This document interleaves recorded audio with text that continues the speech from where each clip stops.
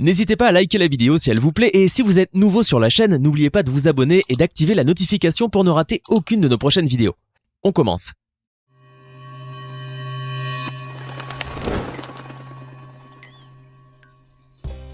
Interdiction de choisir sa coupe de cheveux, interdiction de s'appeler Kim, interdiction d'utiliser Internet. Entre la Corée du Nord et la Corée du Sud, il y a tout un monde.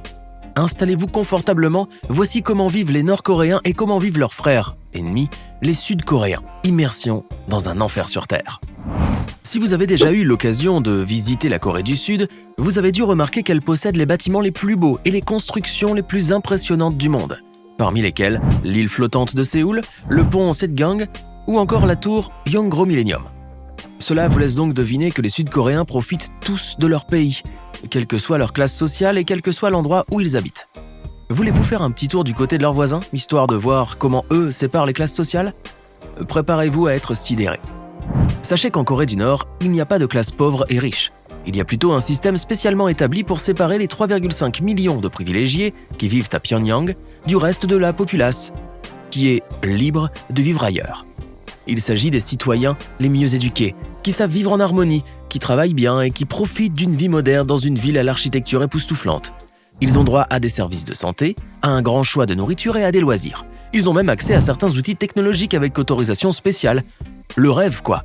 Je vous laisse deviner dans quelles conditions vit le reste du peuple. Je me sens un peu étouffé tout d'un coup. Je parie que vous aussi, n'est-ce pas ? Estimez-vous heureux qu'en France, personne ne vous accusera d'avoir pris trop de baguettes de pain pour le dîner et qu'on ne fait pas de différence entre le riche et le pauvre. Vous avez toujours admiré les Coréens pour leur sens de la citoyenneté et leur intelligence. Ils ont été éduqués dès leur plus jeune âge au respect de l'autre, au surpassement de soi et au sens du vivre ensemble. Bref, vous l'avez compris, ce sont des as en la matière. Imbattables de ce côté-là. Cependant, même si ça ne saute pas aux yeux, il existe quelques différences entre l'éducation des Sud-Coréens et celle des Nord-Coréens. Voulez-vous savoir de quoi je parle ? Vous allez être étonné. En Corée du Sud, que l'on soit riche ou pauvre, on est éduqué de la même manière.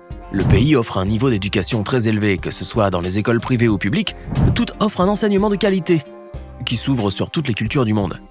En revanche, en Corée du Nord, le système éducatif, bien qu'il soit pluridisciplinaire, est fortement centralisé et contrôlé par l'État, à qui on reproche d'être fondé sur la propagande haineuse et discriminatoire. Ce système éduque les enfants à devenir de petits soldats révolutionnaires qui seraient prêts à mourir pour leur pays. Il les pousse à se surveiller mutuellement et alimente leur haine envers les étrangers.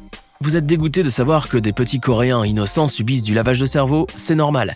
Reconnaissez-vous maintenant la chance que vous avez de ne pas faire partie d'eux ? Vous venez à peine d'atterrir en Corée du Nord et la première chose à laquelle vous pensez, c'est de prévenir votre maman que vous êtes bien arrivé. Vous cherchez du Wi-Fi ou une couverture 4G. Vous n'en trouvez nulle part.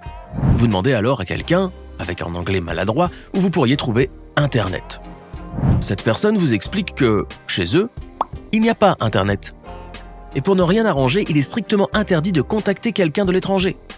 Vous comprenez mieux pourquoi très peu de gens ont le nez fourré dans leur écran de téléphone comme partout dans le monde.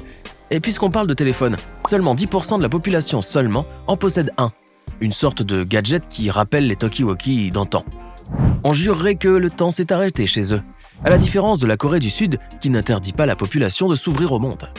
Là encore, c'est une décision de Kim Jong-un qui pense que, pour pouvoir maintenir efficacement la population sous ses ordres, il l'empêche de voir ce qu'il se passe ailleurs, histoire de ne pas réveiller le diable qui dort. Ainsi, quasiment personne n'a le droit d'accéder à Internet. Et si l'on veut utiliser un ordinateur, c'est uniquement sous autorisation spéciale que seuls quelques membres de l'élite nord-coréenne possèdent. Et même si vous en avez un entre les mains, n'espérez pas utiliser les réseaux sociaux. Vous allez plutôt être dirigé vers une sorte d'intranet appelé Kwangmayang. Un réseau fermé et surveillé qui ne donne accès qu'à des sites de propagande nord-coréens et à vos mails. Bon, la mauvaise nouvelle, c'est que pour prévenir votre maman par mail, ce sera la croix et la bannière. Mais la bonne, c'est que vous aurez plus de temps libre durant votre séjour. Votre sœur vient d'avoir un bébé avec son mari d'origine nord-coréenne. Et elle décide de l'appeler Kim. Un prénom que son mari refuse catégoriquement. En lui demandant quelle est la raison de ce refus, elle apprend que depuis 2011, date à laquelle Kim Jong-un est devenu solennellement leader suprême, les nouveau-nés nord-coréens n'ont plus le droit de s'appeler Kim. Car personne ne peut être comme lui, ni porter le même prénom. Et puis quoi encore ? Votre sœur est un peu déçue car elle aimait tellement ce prénom.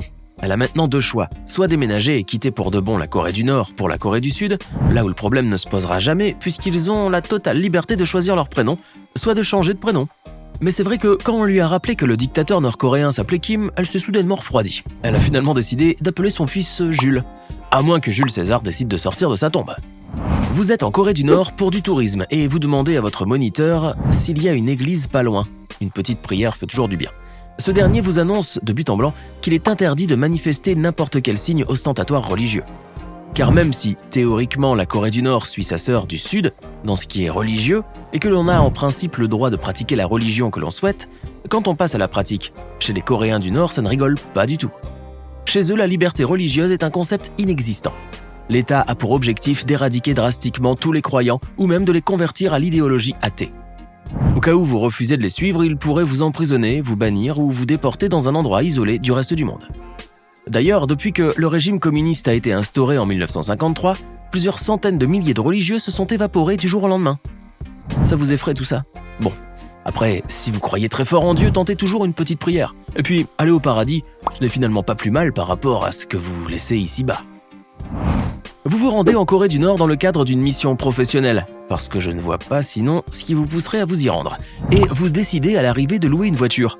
Le gentil monsieur qui s'occupe de votre voyage vous annonce le plus normalement du monde qu'en Corée du Nord, il n'y a pas de voiture pour les citoyens. Vous êtes interloqué, sous le choc, et désespérément, vous tentez d'en connaître les raisons, même si ça ne vous sortira pas de votre pétrin. Il vous répond que l'État défend les Nord-Coréens de posséder ou de conduire une voiture. D'ailleurs, il ne vous ment pas puisqu'il n'y a pas de feu ni de panneau de signalisation à l'horizon. Seuls les élus du Parti communiste et les amis de Kim Jong-un ont le droit de posséder un véhicule motorisé. Bonjour l'équité, quoi. Vous êtes exaspéré, vous qui aurez tellement voulu qu'on vous envoie plutôt en Corée du Sud, là où les gens sont libres de se déplacer comme ils veulent en voiture de luxe, en roller, ou même à dos de chameau. Vous ravalez votre colère et prenez le chemin pour votre hôtel, valise à la main et à pied. Vous adorez la culture sud-coréenne et particulièrement leur sens de l'esthétique. Les filles font ce qu'elles veulent de leur corps, les garçons sont créatifs en ce qui concerne leur look, et tout le monde ose tout. Mais malheureusement pour vous, vous vous trouvez aujourd'hui en Corée du Nord, et vous devez vous faire une petite coupe car demain, vous avez un rendez-vous professionnel très important. En arrivant chez le coiffeur, avant même que vous ne commenciez à lui expliquer ce que vous voulez comme coupe, il vous fait taire en vous présentant un poster avec plusieurs modèles de coupe. Il faut croire que les nordistes n'ont pas de bol, à part pour la coupe. En effet, en Corée du Nord, ils n'ont pas le droit de s'appeler Kim. En revanche, ils doivent avoir la même coupe que leur leader adoré. À part savoir manier les armes nucléaires, il saura aussi s'occuper de votifs. Si vous êtes une femme, vous avez le droit de choisir entre 18 coupes. Et si vous êtes un homme, votre coiffeur Kim Jong de Sange a sélectionné pour vous une panoplie de 8 coupes. Pas tendance. Vous oubliez donc les cheveux longs, les dégradés, les dreadlocks ou les colorations. Ça va être plus du plaqué à l'arrière, des cheveux rasés sur les côtés et longs sur le haut du crâne, ou pire encore, une raie sur le milieu.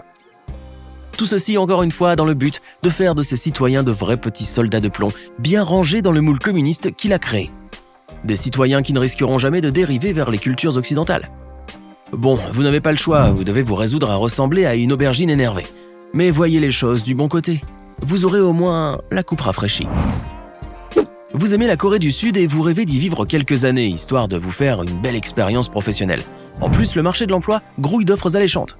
Il paraît que là-bas, les employés sont épanouis, estimés à leur juste valeur et sont très bien rémunérés. Mais malheureusement, de toutes les demandes que vous avez envoyées, il n'y a qu'une entreprise en Corée du Nord qui vous a contacté pour venir exercer le métier, non pas d'expert en audit, puisque c'est votre domaine de prédilection, mais de mécanicien. Pardon ? Non, vous ne rêvez pas, en Corée du Nord, ce n'est pas vous qui choisissez votre métier, mais c'est l'État qui le fait à votre place. Si vous allez en Corée du Nord et souhaitez gravir les plus hautes sphères du monde professionnel et devenir par la suite un grand leader, réveillez-vous de vos chimères et redescendez de votre nuage. Vous devrez exercer le même métier que votre père ou votre mère et ne pensez même pas à une possibilité de reconversion. Estimez-vous déjà chanceux d'avoir le droit de travailler contre un salaire ? Ah oui, au fait, vous n'avez pas le droit à la retraite, car quand l'État vous assigne un travail, c'est jusqu'à la mort. Vous êtes choqué ? Alors changez d'avis et allez plutôt demander une augmentation à votre patron. Finalement, votre petit bureau partagé avec votre collègue Marco n'est pas si mal. Vous êtes un grand fan de la K-pop. D'ailleurs, votre plus grand rêve est d'aller assister à un concert des BTS en Corée du Sud. Et puis peut-être après faire un petit saut en Corée du Nord, histoire de découvrir leur culture musicale. Le mélomane que vous êtes est ouvert à toutes les cultures musicales. Sauf qu'il y a une petite fausse note. Si en Corée du Sud, le pays grouille de jolies poupées vivantes et de beaux bruns aux cheveux lisses qui poussent la chansonnette sur des musiques dansantes et influencées par la culture occidentale et contemporaine, en Corée du Nord, les choses sont, disons, légèrement différente. En effet, depuis qu'elle a été scindée en deux après la guerre, la musique coréenne, qui était au début une même musique résultant d'un métissage d'influences chinoises et japonaises, s'est divisée elle aussi en deux genres. Aujourd'hui, la musique sud-coréenne tend vers une musique plus occidentale, tandis que la musique nord-coréenne vient de l'influence de la sphère communiste la plus traditionnelle possible. Et croyez-moi, même s'ils n'en ont pas l'air, ils s'amusent comme des fous. Le chant, la danse et la musique nord-coréenne est restée imprégnée des coutumes ancestrales. Il n'y a qu'à voir leur tenue et leur chorégraphie. Ouh, je sens que vous n'avez plus tellement la tête à faire la fête. Bon, l'avantage, c'est que je vous ai évité d'aller en Corée du Nord pour rien. Alors, que pensez-vous de la vie en Corée du Nord? Pourriez-vous vivre là-bas? Dites-nous votre avis dans les commentaires. Et si cette vidéo vous plaît, n'oubliez pas de mettre un pouce bleu, de vous abonner à la chaîne et d'activer la cloche pour recevoir toutes les notifications et ne rien manquer de nos prochains contenus.